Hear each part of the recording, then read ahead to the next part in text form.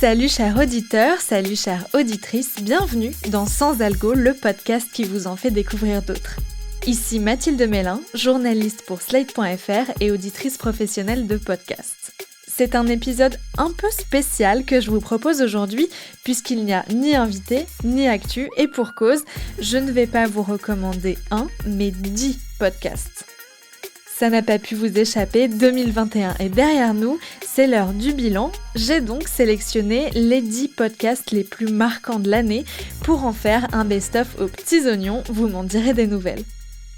Pour me faciliter la tâche, j'ai choisi de ne parler que de podcasts créés en 2021, pas de saison 3 ou d'épisodes qui sortent du lot dans des podcasts qu'on suit depuis longtemps, mais que des œuvres qui sont nées en 2021.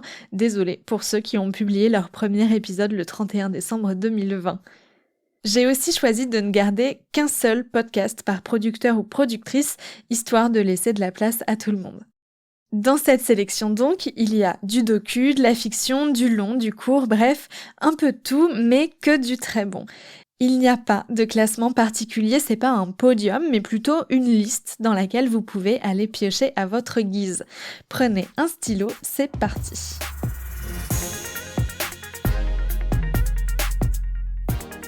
On commence avec le podcast Carnet de correspondante d'Arte Radio. La journaliste Marine Vlahovic y raconte ses 4 années à Ramallah en Palestine où elle était correspondante pour des radios et des télés françaises. Vous vous en doutez, couvrir l'actualité dans cette zone en particulier n'est pas de tout repos, eh bien, on découvre dans ce podcast que c'est bien pire que ce qu'on pensait, surtout pour les correspondants qui sont des journalistes indépendants et donc payés au reportage. Avant l'élection de Donald Trump, les États-Unis étaient l'un des plus Si je me plante autant, c'est que je travaille souvent tard le soir, ou au cœur de la nuit, pour livrer des sujets tout frais que vous entendez dans les matinales. Excellent réveil à tous. À 7h passées de 7 minutes. Cette annonce controversée reflète pourtant une réalité, vous le comprendrez grâce à notre correspondante. Et nous irons ensuite en Afrique. Pour enregistrer, je n'ai pas de studio professionnel à disposition, avec de la moquette sur les murs, comme ceux que vous pouvez voir dans les vidéos de la radio filmée. Dans ma maison frigo de Ramallah, une chambre mal isolée fait office de cabine de prise de voix. 5, pourquoi tu baisses ? Et pour tout équipement, j'ai du matériel hors d'âge que j'ai payé de ma poche. 5. Micro, enregistreur, voiture, mais aussi loyer, tout est à ma charge, contrairement à mes chefs de bureau. Ce sont des envoyés spéciaux permanents, installés en fait pour quelques années, dans de spacieuses maisons à Jérusalem-Ouest. Tout frais payé, malgré leur salaire conséquent d'expatriés. Puis j'ai pas internet, putain. On fait le même travail, mais pas vraiment dans les mêmes conditions. Dans Carnet de correspondante, Marine Vlahovic parle pêle-mêle de son quotidien de journaliste, du conflit israélo-palestinien sur lequel elle partage d'ailleurs largement son point de vue, de la fabrique de l'info et de la vie d'expatriés. C'est très riche sur le plan sonore, comme souvent dans les productions d'Arte Radio, et c'est passionnant. C'est d'ailleurs pour ça que ce doc en 5 épisodes de 20-25 minutes a reçu le prix du meilleur documentaire au Paris Podcast Festival 2021. On continue avec un podcast de Binge Audio lancé en février. Il s'appelle Le cœur sur la table et il est porté par Victoire Tuaillon, que vous connaissez peut-être déjà parce qu'elle anime Les couilles sur la table depuis 2017. Dans Le cœur sur la table, la journaliste questionne l'amour sous tous ses angles. Est-ce qu'on peut être féministe et hétéro ? Pourquoi on dit des gens qui ne sont pas en couple qu'ils sont seuls ? Quelle place pour l'amour amical dans nos vies ? Pourquoi l'éducation de nos parents nous apprend à aimer de telle ou telle manière ? Victoire Tuaillon brasse large pour détricoter toutes nos idées préconçues sur l'amour et enclencher ce qu'elle appelle une révolution amoureuse, féministe bien entendu. Il se trouve qu'en plus d'être une grande amoureuse, je suis féministe. Et que plus je suis féministe, plus je me dis que l'amour, c'est un sujet fondamental. Que c'est pas du tout futile, nunuche, cucu, gnangnan. Au contraire. L'amour, c'est un grand sujet politique. C'est d'ailleurs en partie parce que l'amour est tellement important pour moi que je suis féministe. Parce que je ne vois pas comment l'amour peut circuler si on est encore enfermé dans des rôles de genre tout étriqués, avec les hommes d'un côté, les femmes de l'autre, les uns au-dessus, les autres en dessous. Pour faire ce documentaire, elle a formé des groupes de parole partout en France, lu des dizaines d'ouvrages et interviewé des experts et expertes. Elle a aussi fait une grosse introspection qu'elle partage au compte-gouttes au fil des épisodes. C'est un documentaire magistral de 10 heures si on écoute tout, même les épisodes bonus. Un travail colossal porté aussi par la réalisation hyper fine de Solène Moulin. Dans le genre révolution amoureuse, on ne peut pas faire beaucoup plus que de tomber amoureuse d'un revenant. Dans la fiction Les Bisons Ravis, coproduite par la RTS et Orcaz, une trentenaire un peu paumée découvre un beau jour dans son appartement un homme qui dit être chez lui. Et le mec en question n'est autre que Boris Vian, revenu d'entre les morts, rien que ça. Bon, il se trouve que c'était en effet son appartement du temps où il était de ce monde, et les deux entament une cohabitation un peu farfelue. Il écrit de la poésie et joue de la musique, tandis qu'elle lui fait découvrir les joies du XXIe siècle et des magasins Ikea. C'est une fiction signée Thomas Baumgartner et Alexandre Leno, une belle histoire d'amour drôle et surréaliste qui se déploie en plus sur une musique du jazzman Eric Truffaz. Ça dure 1 heure en tout, en 5 petits épisodes, pourquoi s'en priver ? Boris, on n'a pas le droit de s'allonger sur les lits là, je crois pas, c'est des modèles d'exposition. C'est moi, faut que je m'imprègne. J'en prends un de base, Nadia, d'accord ? Et s'imprégner de quoi ? De ça, de ce futur. On va dans des entrepôts, déguisés en magasins, on charge soi-même son automobile pour avoir les mêmes meubles que tout le monde. Et en plus, il faut les monter soi-même. On commence à nous regarder, Boris. Vous en avez ? Cette commode, vous l'avez montée ? Elle est chez vous ? Vos enfants vont en hériter, vous pensez ? Boris, on bouge là. C'est chaud, Boris, en mode vénère, tu me déchires. Mais je ne vénère rien du tout. Et oui, justement, c'est ça que je dis. Ce n'est pas un magasin, c'est un système. Ils vous vendent quoi derrière tous ces meubles identiques ? Le conformisme, ça va vite, mesdemoiselles. Et ça rassure tous ceux qui ont besoin d'être rassurés. Moi, j'ai fabriqué mes meubles. Ils ne ressemblaient à rien. Ils me ressemblaient à moi, à ma tête, à mon humeur et aux angles de mon appartement. Ma baignoire commence dans ma salle de bain et dépasse dans ma chambre. Je sais maintenant, c'est chez moi. Boris, tout le monde ne peut pas construire ce... Effétisme, vous nous lâchez en rase campagne, soldat de Simone. Désertion, vous serez condamnés à monter des étagères jusqu'à ce que mort s'en suive. Pas de liberté pour les ennemis de la liberté de se meubler. On reste dans le spectre de l'amour en quelque sorte, avec un podcast de Bérengère Krief et Marine Baousson, qui d'ailleurs était l'invitée de l'épisode 4 de Sans Algo. Marine et Bérengère sont amies depuis longtemps et comme toutes bonnes amies qui se respectent, elles se soutiennent mutuellement dans leur rupture amoureuse. L'hiver dernier, après que l'une des deux a vécu une séparation, elles ont décidé de s'enfermer 1 semaine dans une maison à la campagne et de se mettre au coin du feu pour concocter une sorte de guide de survie à la rupture amoureuse.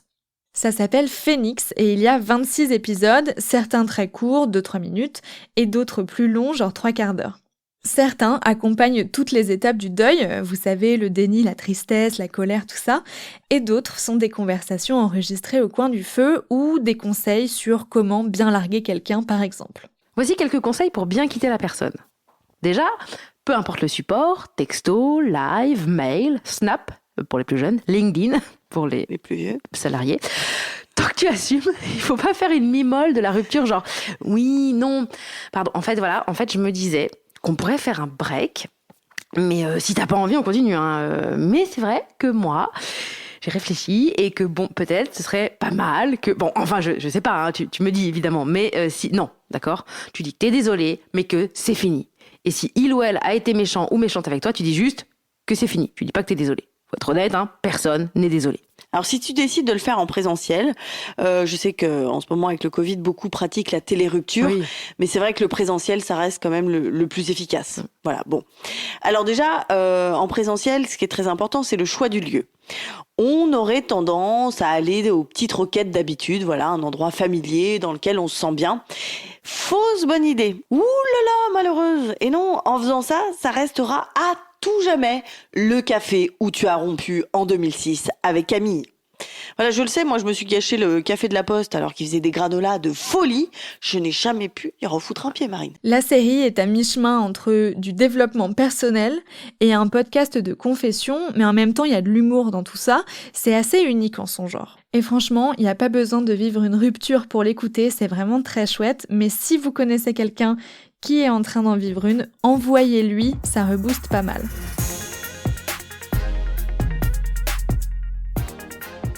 Un studio d'enregistrement de podcast plongé dans le noir, un hôte cynique au possible et un invité très réservé, c'est le décor de Rouge Vif, formidable fiction indépendante de Mehdi Bayad, qui joue d'ailleurs les deux rôles lui-même alors qu'il n'est pas comédien. Et c'est assez imperceptible, vous allez l'entendre. Vous avez bien compris comment ça allait se passer, c'est bon ? Je crois, oui. Eh ben super.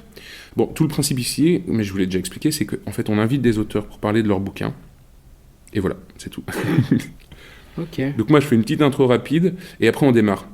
Je vous pose des questions, vous répondez, il y a rien de fou. Hein. On s'est pas trop fait chier sur l'originalité. Vous me questionnez, je réponds.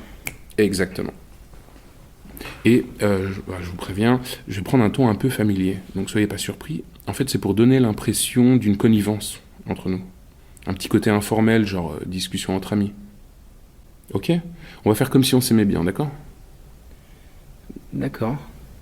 Non mais, je sais, c'est bizarre, mais en vrai, les études ont montré que ça plaisait aux gens. Je vous assure, si on est intime entre nous, ils ont l'impression qu'on est intime avec eux. Du coup, je vous préviens, je vais probablement rire un peu fort à certains moments, ça sonnera faux. Mais bon voilà, les gens aiment ça apparemment, donc... Très bien. Rouge Vif, c'est un seul épisode d'1 heure, ce qui est assez rare dans les fictions sonores. Je ne peux pas trop vous en dire pour ne pas vous spoiler, mais c'est une mise en abîme du podcast et de la fiction à la fois, dans un thriller psychologique en huis clos façon Hitchcock. C'est excellent, écoutez-le absolument. Comme vous le savez sûrement, le procès des attentats du 13 novembre 2015 s'est ouvert en septembre et ça a inspiré 2 podcasts à la fois glaçants et très beaux que je ne pouvais pas ne pas mettre dans cette sélection. Le premier, c'est Fluctuat nec mergitur, un documentaire indépendant réalisé par Antoine Bonnet. L'ancien journaliste tend le micro à Roman, l'un de ses amis proches. Il était, ce soir-là, sur la terrasse du bar La Belle Équipe. Il n'a pas été blessé physiquement, mais sa compagne a été touchée par plusieurs balles et certains de ses amis sont même morts. Au fil des 4 épisodes de 22 minutes, il raconte la prise en charge, le deuil, l'hôpital, le traumatisme et l'après 13 novembre, sans oublier la couverture médiatique de ces attentats hyper violentes quand on est une victime. C'est le tout premier podcast d'Antoine Bonnet et c'est ce qu'on appelle une entrée fracassante, mesdames et messieurs.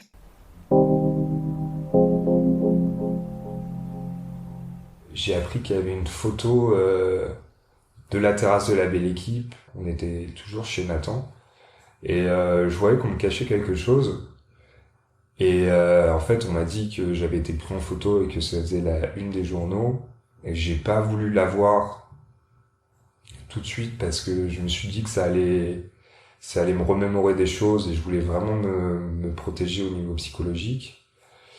Et au bout de quelques temps, je l'ai revu et en fait, ça m'a vraiment perturbé de me dire que cette une avait été faite sans qu'on sache le drame et toutes les histoires qu'il y avait derrière cette photo-là, qu'on me demande même pas mon accord. Peut-être que je l'aurais donné en plus parce que maintenant je me rends compte que c'est un moment d'histoire et qu'au moins ça a figé la scène et que ça pourra toujours être utile pour le futur, pour montrer l'horreur des attentats. Le second podcast sur ce thème, c'est celui de Gaël Joly, journaliste pour France Info, dont je vous avais parlé dans le tout premier épisode de Sans Algo. Ça s'appelle 13 novembre, la nuit des attentats du Bataclan et des terrasses racontés par les appels au SAMU. En 25 minutes, à partir des appels enregistrés par les équipes du SAMU, on revit cette soirée étape par étape du point de vue des équipes d'intervention rapide. Oui, monsieur. Ouais. C'est la merde. Okay. On a une bagnole qui a libéré 2 tireurs, on a des blessés rue Bichard, on a des blessés rue Faubourg du Temple, je suis en contact avec les flics et j'ai mes UMH prêtes à partir, mais j'attends d'avoir un bilan sécurité pour pas engager des gens au casse-pipe. À mon humble avis, c'est tout simplement un chef-d'œuvre qui a d'ailleurs reçu le prix du journalisme des médias francophones publics et le prix du reportage Radio France. Pour l'écouter, rendez-vous sur le site de France Info ou dans le flux Les documents de France Info. Et pour en savoir plus, vous pouvez réécouter l'interview de la journaliste dans Sans Algo. Ouais, mais envoie-les à proximité. Rapproche-les des sites, s'il te plaît. On va les rapprocher des sites, le problème c'est que ça bouge. Là où les victimes sont au sol, t'auras besoin. Si ça bouge, ça veut dire que ça va libérer les tireurs. J'arrive tout de suite, hein. Allez. On va chercher le patron, Paris 03. Ici, police secours. Ramène du Parme. Pour une urgence, ne quittez pas. Police secours, bonsoir. Allô? Après ça, vous allez avoir besoin d'un petit remontant, un podcast pas trop sérieux pour rire un bon coup. Mon conseil, Best Story Ever de Marina Rollman pour Deezer, Combini et Wikipédia. L'humoriste y raconte des histoires toutes plus improbables les unes que les autres et dénichées sur Wikipédia à grand renfort de vannes, d'effets sonores et même de chansons originales. Là, par exemple, c'est un épisode sur des émeux, oui, les autruches, qui envahissent l'Australie. La guerre est finie depuis longtemps et ça lopine dur chez les agriculteurs vétérans. La crise de 1929 a fait baisser le prix des récoltes, le climat est merdique, bref, c'est un peu la hesse chez les fermiers. Et dans ces terres reculées et désolées, un autre ennemi les guette. Mais c'est où? Je sais pas. Non, c'est par là. Non, je te dis. Non, bon. Ok. Bon, à 3, on y va. Ok. 1, 2, tu sais compter, toi? Bah oui. Ils sont 20 000, ils ont faim et ils n'en ont rien à foutre. 1, 2, 3. Chargez! Les émeux. De gigantesques troupeaux d'émeux qui foncent à toute allure sur les champs de blé et bouffent tout sur leur passage. Ils défoncent les clôtures, ils saccagent les récoltes, ils parlent mal à ta mère, bref, ils foutent un sbeul monstre. Encerclez le blé et mangez tout le blé! Il n'y a que 10 épisodes d'une dizaine de minutes, mais c'est frais, c'est drôle et ça m'a fait rire à haute voix plusieurs fois dans les transports en commun et rien que pour ça, Best Story Ever mérite d'être recommandé. C'est dispo en exclusivité sur Deezer, il faut avoir un compte mais pas forcément d'abonnement. Même chose pour Animalia, un podcast Spotify Originals disponible sur Spotify donc. Dans chaque épisode d'une douzaine de minutes, le militant écologiste Cyril Dion discute avec un animal d'une espèce menacée qui lui raconte non seulement ses caractéristiques et pourquoi il est en danger, mais surtout une aventure qui lui est arrivée. Un épisode, un animal et un acteur ou une actrice connue pour l'incarner. Isabelle Adjani, Vincent De Dienne, Laure Calamy ou Leila Bekti ont déjà prêté leur voix à une abeille, un cobra, une grenouille ou un crabe des cocotiers par exemple. Mon préféré reste Hervé Pierre de la Comédie Française dans le rôle d'Edgar Le Morse. Bonjour. Bonjour Edgar. Si j'ai bien compris, tu étais donc une sorte de gendarme de la banquise, c'est ça? Oh. Le brigadier Morse, comme on t'appelait? Oui, enfin, il ne faut pas exagérer non plus, ça n'avait rien d'officiel. Mais il faut bien le reconnaître, c'est vrai, j'ai toujours eu un certain nombre de principes chevillés au corps. Oh, rien d'extravagant, quelques règles élémentaires qui constituent notre code Morse. Le code Morse. Et qu'est-ce que c'est que ça encore? Rien de plus simple, mon cher Cyril. Article 1.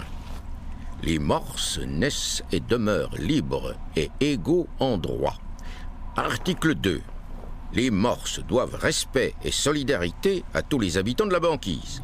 Article 3. Mon préféré.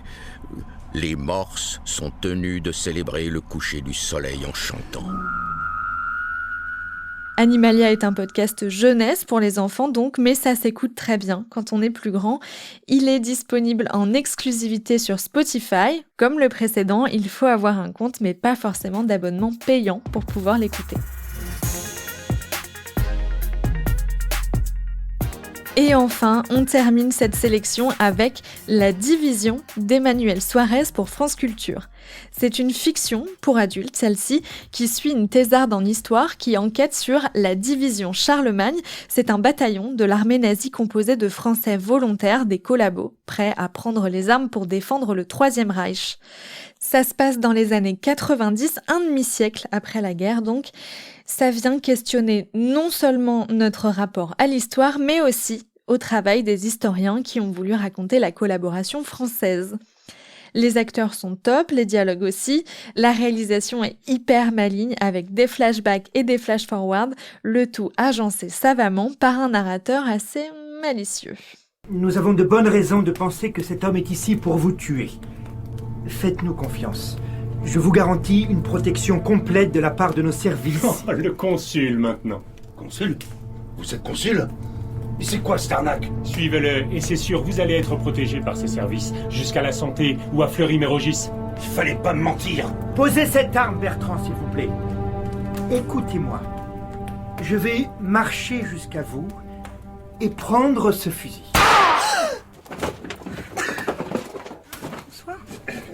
Suivez-moi de Mongeau. Vous êtes foutus si vous restez là. Allez, vite. Personne ne va nulle part. Hop. C'est cruel, je sais. C'est cruel d'interrompre cette scène d'ouverture en plein suspense, avant que vous ne sachiez si le vieux va tirer sur la jeune femme, si le type à terre va s'en sortir ou mourir de ses blessures, et surtout, qui est la personne qui vient d'entrer dans la cabane. Mais comme le dit toujours Thérèse, on ne commence jamais une histoire par la fin, c'est mal poli. Qui est Thérèse? Vous voyez bien qu'il faut revenir en arrière. La division d'Emmanuel Suarez est dispo sur l'appli Radio France et sur le site de France Culture. C'est un 5 x 28 minutes, ça s'écoute tout seul, je vous le conseille.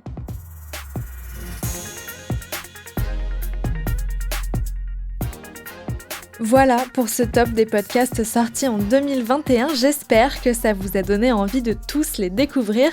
Peut-être que je vous reparlerai de certains d'entre eux dans Sans Algo en compagnie de leurs auteurs ou autrices. En tout cas, je l'espère.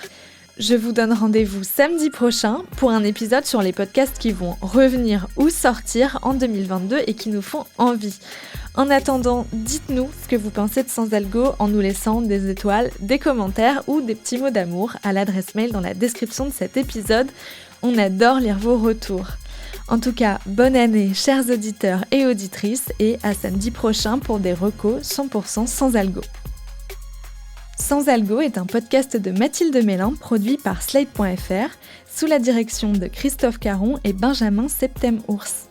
Enregistrement Camille Legras.